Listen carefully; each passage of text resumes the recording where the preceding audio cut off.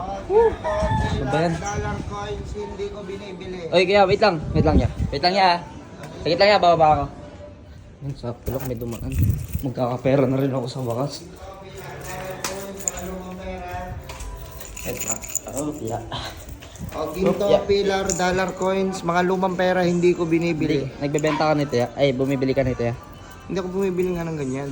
Ano ba yung sinisigaw mo?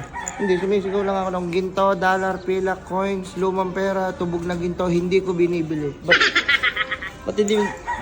pwede mo naman hindi sabihin na hindi ka bumibili nito ha? Akala ko nagbebenta ka, ay bumibili ka tuloy. Hindi. Ano kasi para alam din ng tao na hindi ako bumibili. O kaya nga, pwede mo naman hindi isigaw. Kaya nga, para nga malaman ng iba na hindi ako bumibili. Hindi ako bumibili ng... Bumaba pa ako, nag-deport pa ako, kinuha ko pa tong ano ko. Ayun o. Ano ba to? White gold yan. White gold. Oh, tingnan mo. Pati white gold, hindi ko binibili.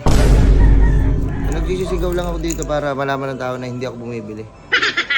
Kasi di ba karamihan sa tao na nagaganto ano, oh, ginto, pilak, dollar, coins, lumang pera, tubog na ginto, binibili. Pwede mo naman, ayun katulad na, naglalakad lang. O, ayan o. Pwede mo naman hindi sabihin na ganun eh. Eh kaya, para... gusto ko eh, parang, ano eh, para bago eh. Oh, kuya, baka meron kayo diyang ano, lumang coins, lumang ano, Meron, dollar, meron. tubog na ginto, Meron. saka lumang pera. Meron. Meron po? Oo. Hindi ko po binibili. Oh. Napipeke mo ako eh. Nag-effort pa ako, bumaba pa ako ng hagdan oh. Kinuha ko pa to. Pwedeng gawin to, pinapakinggan mo ako. Ginagawa ko lang yun para, hindi, para alam ng tao na hindi ako bumibili ng gano'n. Akala ko tuloy, bumibili ka. Hindi. Nagsisigaw lang ako para malaman ng tao kasi baka may magtanong May sa akin. ano ka pa ba? May iba ka pa bang ano dyan? Na ano? Baka may inaalo ka pa na iba. Ay, meron. Gumagawa ang plano. Ay, gumagawa ang plano. Gumagawa po ang plano. Kahit Ay, anong totoo plano. na yan. Ano ba plano mo sa buhay? May plano ka ba sa buhay? Meron. Ano? Mag-aaral kasi ako eh. O sige, gawa natin ang plano yan. Ilan taong ka na ba? 25 po, 20. 25? Hindi ka pa nakapagtapos? Papasok ka pa. Sorry. Ano, pag-usapan ba natin yung plano? Gumagawa ang plano. Gumagawa ang plano pala talaga. Oo, baka ano, pasok ako saglit. Pasok. Gumagawa ng ano, gumagawa ng mga bagay na hindi na naaayos, na sira na talaga, gagawin ko yan. Gumagawa ka? Ito, Ano yan? e-bike. Sira na yan eh. Huwag lang e-bike. Huwag kang e-bike. Oo. Kahit ano, huwag lang e-bike. Gumagawa electric fan. plano. Hindi na nagana kasi yung electric fan. Ah, sige. Ayusin ko yan. Dito lang yun, oh. Oo. Inipon.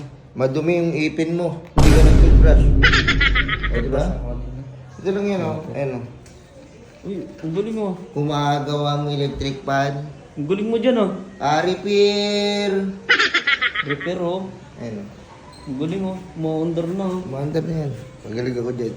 Gumagawa ang plano. Gumagawa ang plano. Gumagawa po ang plano. Anong plano? Anong plano? gusto mong plano Ikaw, sa buhay? anong plano mo ngayon? Eh, gawin yung plano mo. Gawin yung plano ko. Oo. Usap tayo. Baka meron ka dyan mga ano, mga ginto, silver, mga tubog na ginto, Ito mga sana meron. dollar. Ito oh. Hindi ko binibili kasi yan eh. Hindi ko binibili. Sinabi mo pa.